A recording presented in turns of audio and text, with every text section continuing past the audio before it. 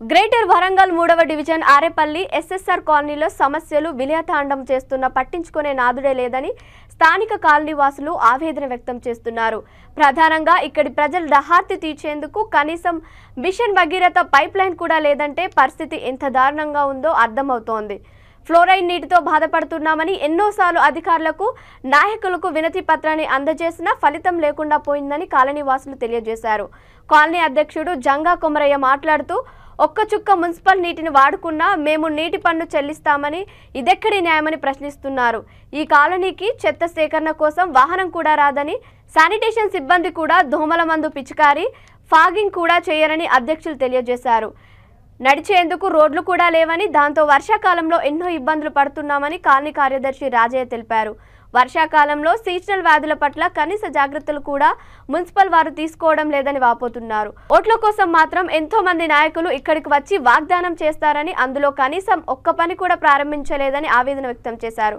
కార్పొరేటర్కు, ఎమ్మెల్యేకు చివరకు గ్రీవెన్స్ సెల్లో కూడా సమస్యలు విన్నవించుకున్నా పట్టించుకోవడం లేదని తెలిపారు.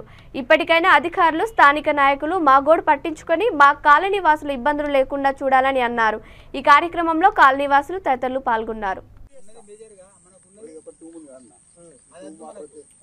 అది వద్దన్నా, అది పెద్ద సమస్య మనతో కాదు. అది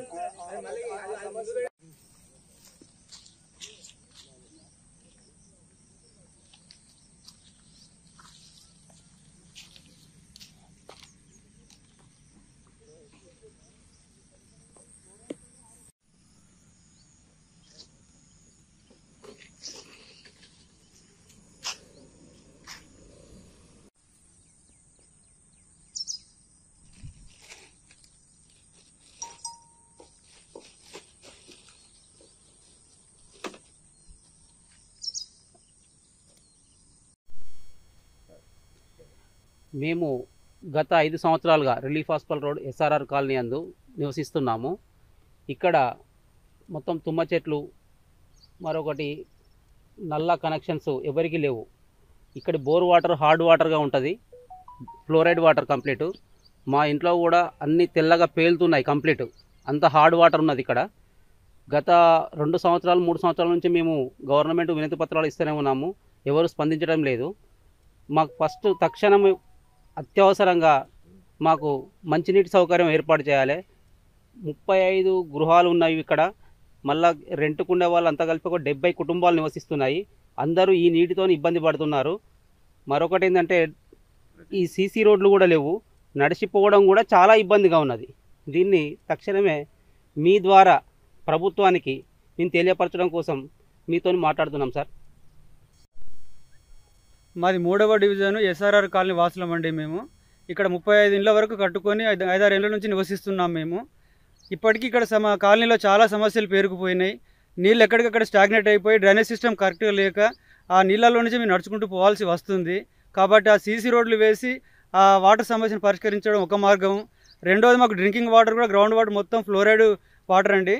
అవి తాగడం వల్ల మాకు హెల్త్ ఇష్యూస్ కూడా చాలా డ్యామేజ్ అవుతున్నాయి. కాబట్టి మాకు అత్యవసరంగా మున్సిపాలిటీ వాళ్ళు మాకు డ్రింకింగ్ వాటర్ ఫెసిలిటీ కూడా కల్పించాల్సిన అవసరం అయితే ఉన్నది. డ్రైనేజ్ సిస్టమ్ క్లియర్ చేయాలి, సీసీ రోడ్లు వేయాలి, డ్రింకింగ్ వాటర్ కూడా అత్యవసరంగా మాకు కల్పించాల్సిన అవసరం అయితే ఉన్నది. ఇంకొకటి, మాకు శానిటేషన్ సిస్టమ్ కూడా కరెక్ట్గా లేక ఎక్కడికక్కడ చెత్త పేరుకుపోతున్నది. మీరు చూసినట్లయితే కాలనీలో మొత్తం ముళ్ళ కంపలన్నీ చెట్లన్నీ పెరిగిపోయి ఉన్నాయి. కాబట్టి వాటిని కూడా తొలగించి ఆ ఫాగింగ్ సిస్టమ్ కూడా మాకు అప్పుడప్పుడు చేస్తూ ఈ దోమల నివారణ చేసినట్లయితే మేమంతా కూడా కొంత ఆరోగ్యంగా ఉండే అవకాశం ఉంటుంది. లేకపోతే ఇన్ని సమస్యల మధ్యలో మేము జీవిస్తున్నాం. మాకు మున్సిపాలిటీ అధికారులు పర్మిషన్ ఇచ్చి అందరికీ మేము నివేదిస్తున్నాం కూడా, గ్రీవెన్స్ సెల్లో కానీ, కార్పొరేటర్ కానీ, ఎమ్మెల్యేలకు కానీ అందరికీ నివేదిస్తున్నాం. కానీ వాళ్ళు పూర్తి స్థాయిలో మా సమస్యలు అయితే పరిష్కరించట్లేదు. ఇప్పటికైనా అత్యవసరంగా స్పందించి మాకు డ్రింకింగ్ వాటర్ కల్పించి, సీసీ రోడ్లు వేసి, డ్రైనేజ్ సిస్టమ్ క్లియర్ చేసి, ఈ ఫాగింగ్ సిస్టమ్ చేస్తే దోమల నివారణ కూడా జరిగినట్లయితే మేమందరూ కూడా సమస్యల నుంచి బయటపడే అవకాశం ఉంటుందని మేము అధికారులు మీ ద్వారా మీకు తెలియజేసుకుంటున్నామండి.